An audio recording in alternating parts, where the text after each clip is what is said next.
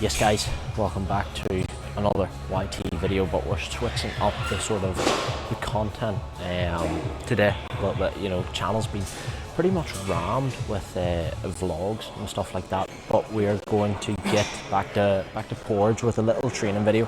My first ever YouTube video is actually an upper session, so we're going to get upper filmed today, mic'd up. Haven't done that in a long time. Typically when I'm in the gym, just like to crack on, maybe if I'm recording my training, just fly on the wall perspective, but want to give you guys a bit of an insight to this session. Long session, 9 or 10 movements, but I do seem to get through it quite quickly, like an hour and 45 somehow. Some magic speed potions through at me, and I do get through it pretty rapid, but we'll take you guys along. It's going to be a very good session. We had an ice cold white monster on the way here, scoop of turbo pump, ice in the shaker. We've got 500mg L-carnitine pinned as well, as always. Caleb walking in the background, shout out Caleb if you're watching. But yeah, and then C-Bam's also in the gym. Me and him are going to see the Odyssey post-workout. Nice little Nolan viewing, just to chill us down. You know, the prep cinema trips are definitely kicking up for C-Bam, but gonna get into the first things, first few movements. First up, we have got a dumbbell.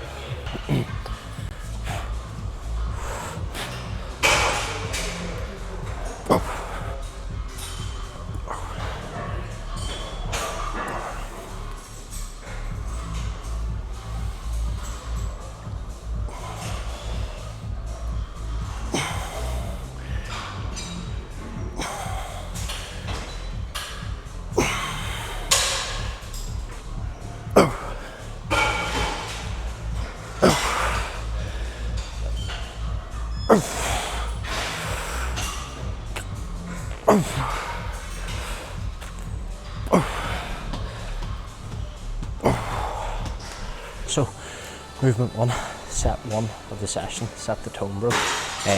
Dumbbell lateral, obviously warming up that sort of shoulder joint before going into any pressing. It's actually the only isolation movement I do before going into my compound work today.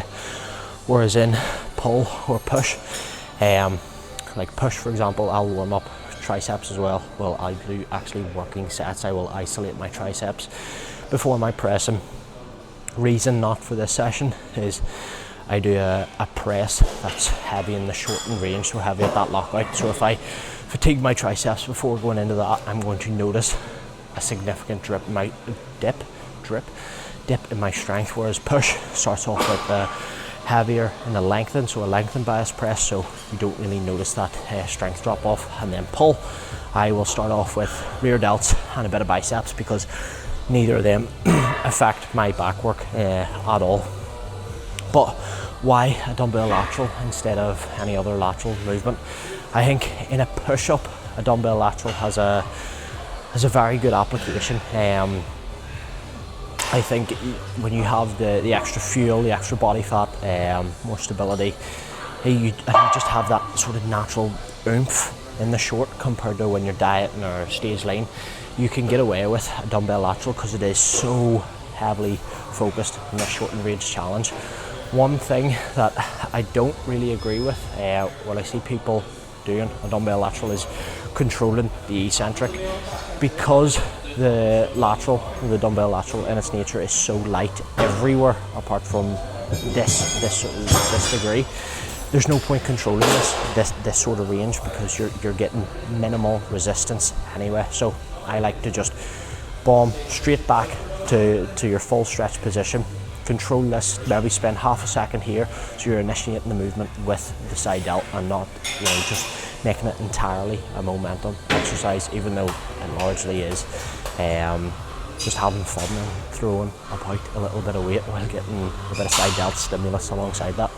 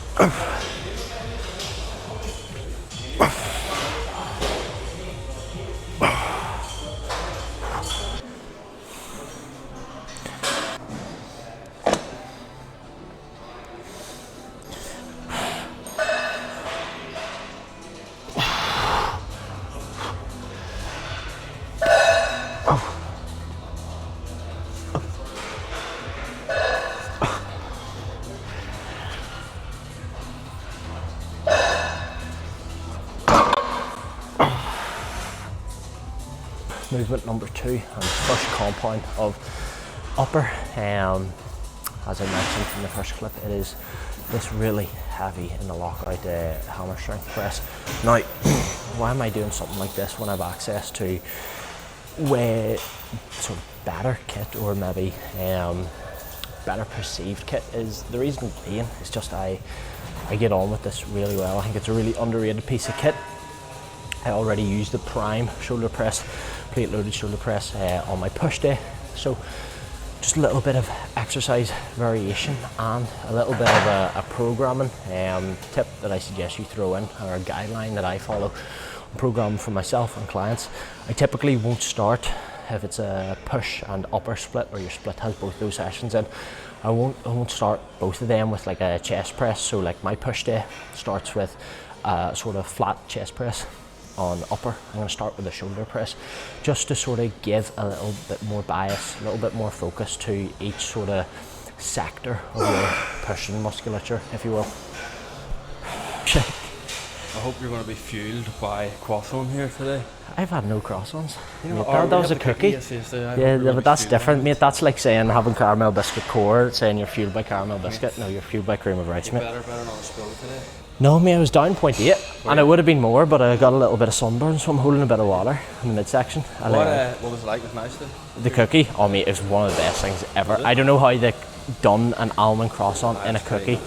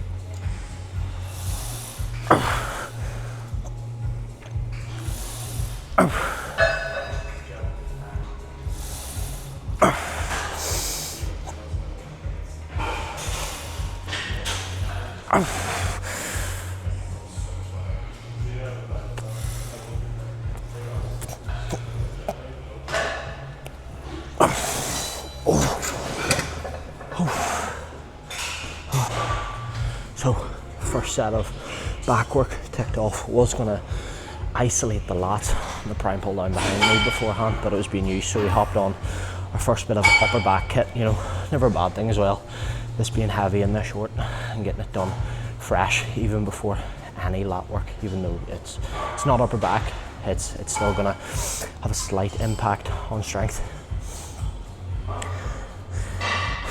But yeah, Mega Mass Row, fairly new piece to the gym dock. Fucking mega, to be honest. I love it. You can get really good elbow flare, which I really like for upper back work. Ran this up to 3 plates already.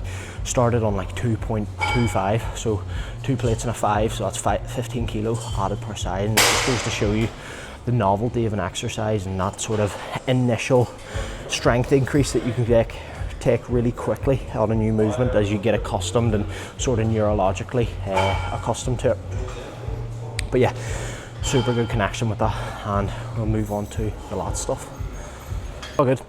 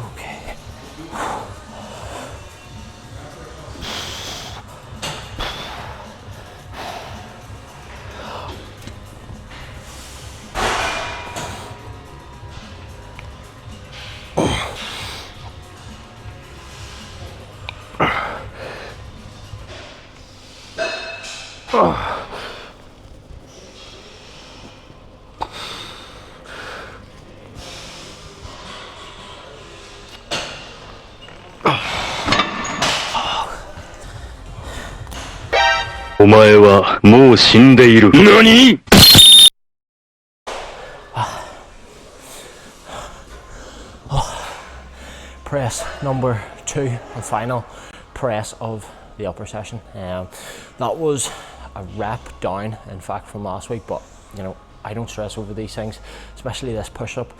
Changed my headspace a lot when it came to the logbook and monitoring progressions, regressions, maintaining numbers.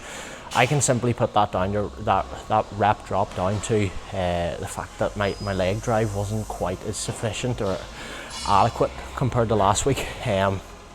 With the flat press, like especially this machine, I have to shimmy like right up, right like far ass right on the back of the sort of pad, the back pad, and I didn't do that this week, so I was sort of pressing from a tougher angle, so it's no stress. You'll also notice how much load I've got in the top pin, and for this next set, final set of pressing, it's 0 load on the mid pin and always 0 load on the bottom pin. We want to fully tax that length and range. At this point in the session, there's no point trying to load up the mid pin because your ability to get that arm into that lockout position is just diminished so much.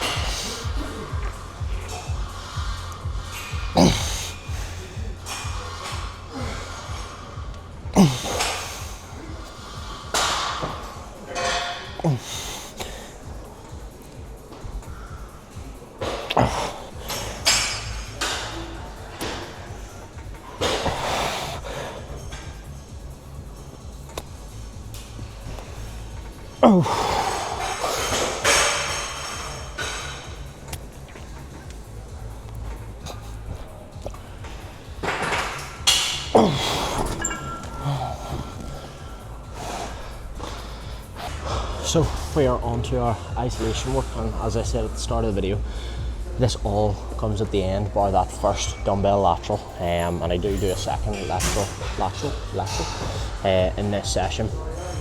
The target's more the length and range, obviously with the dumbbell being so short in range by it. But yeah, while I think there's huge efficacy for putting your isolations up first, because I think you can get better quality, more stimulating sets in the isolations and still uphold stimulus in the compound work, it's also just fucking nice getting a pump at the end of an upper session. You know, I've got a curl, a push down, a fly and a lateral. So yeah, I'm gonna go into the posing room like full as a house. That's why I love posing after upper, compared to if I done all of that before my compound work. Yeah, more stimulus, not gonna have as much fun though, because I'm also delaying my compound work by 5 exercises. And if you've ever done that yourself before, maybe a leg day where you've had calves, abs, adductors, seated ham before your like hack squat or deadlift, it gets boring when you just want to fucking go in and move some weight on your compound work. So something to bear in mind, and maybe don't always do the most optimal thing.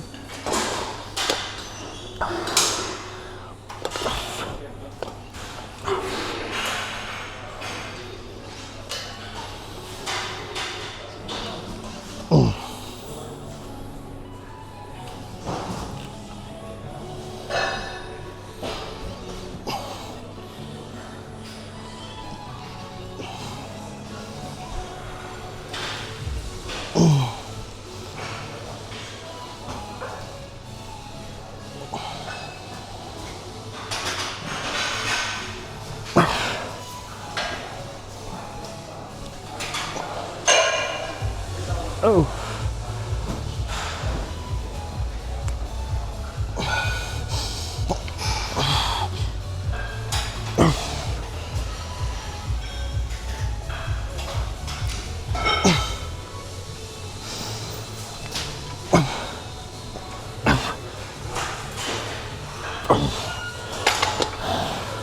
Last few weeks. There might go.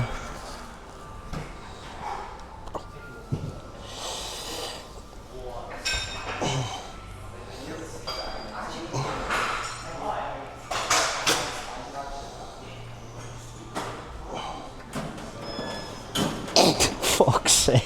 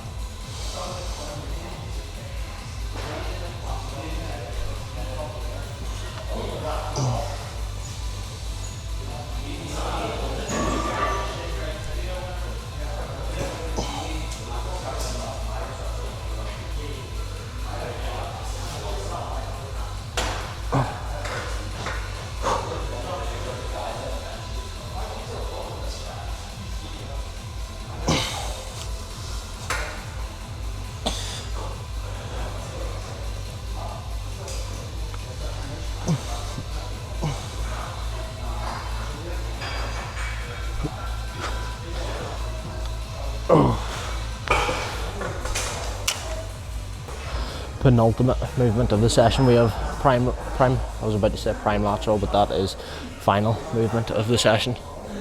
So one thing that I actually did neglect for a pretty long time in my training is a pec fly movement. I never really got on with them, never got a superb contraction with my chest, so I mainly stuck to presses. And whilst my side chest is a pretty good pose when I'm lean, my chest actually isn't too developed. So could you put that down to not involving a pec fly, not isolating the muscle in the with the one exercise that you can actually do it?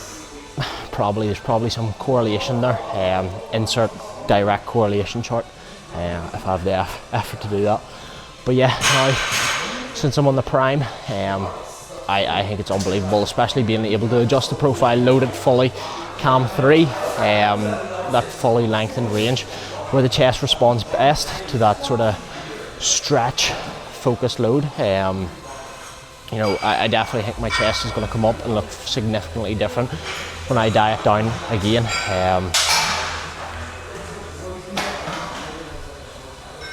But that is one thing I'll say about maybe a disadvantage to higher frequency training, is you start to leave out movements like this, adductors, calves, just little isolation movements that you sort of try to make up for in your compound movements, but you can't quite replicate the stimulus. When you're doing like a full body session, it's already 10 exercises long with only like 2 or 3 leg movements. You don't want to add an adductor or a pec fly to your upper work. You want to just keep doing the presses, keep getting the sort of most bang for your buck, and that definitely will leave gaps in your physique. I remember my sort of upper lower full body split, I was only training adductors directly once a week. Now I'm training them 3 times. So that's something to weigh up in your high frequency training, where if you want to switch to a higher frequency approach, just remember that the sessions are going to be a big time cost, and you have to be willing to be in the gym for a long time if you want to get the most out of them.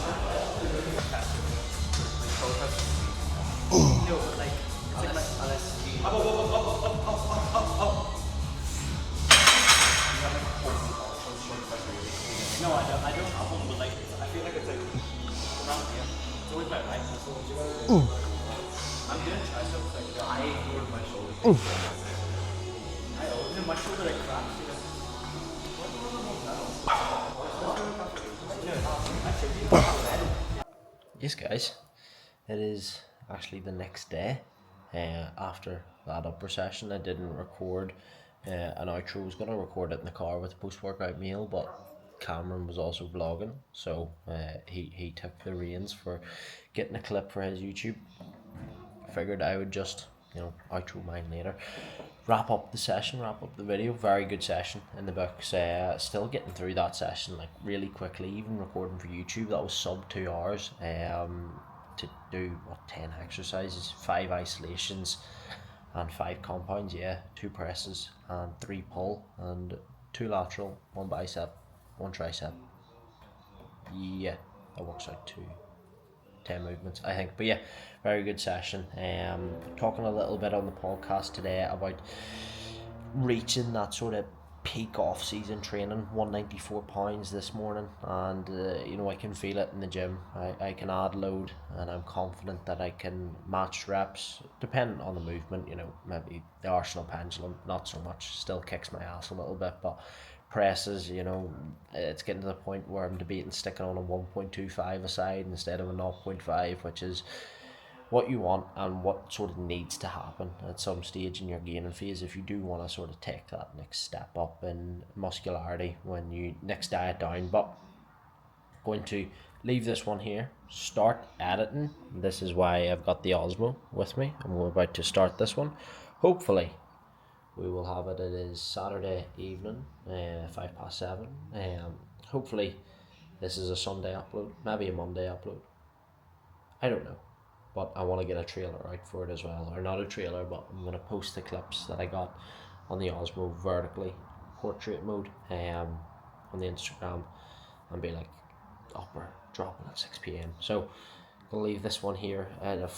What entry of grow bag is it now? Let me quickly pull up the YouTube series. I know this has been a busy week for the YouTube. You guys are getting blessed. We've got a podcast, day in the life. Now we're getting a training video, all in the last 7 days. Day in the life was 6 days ago. That one got a lot of support, so thanks very much on that one, boys. It is going to be grow bag 25 episodes in the grow bag, bro. So again, if you've watched every episode of Grow Bag, thank you very much. If you've just watched this one, thank you for watching. Any likes, comments, subscriptions, story tags on Instagram always do mean a lot. And yeah, guys, catch you in the next one.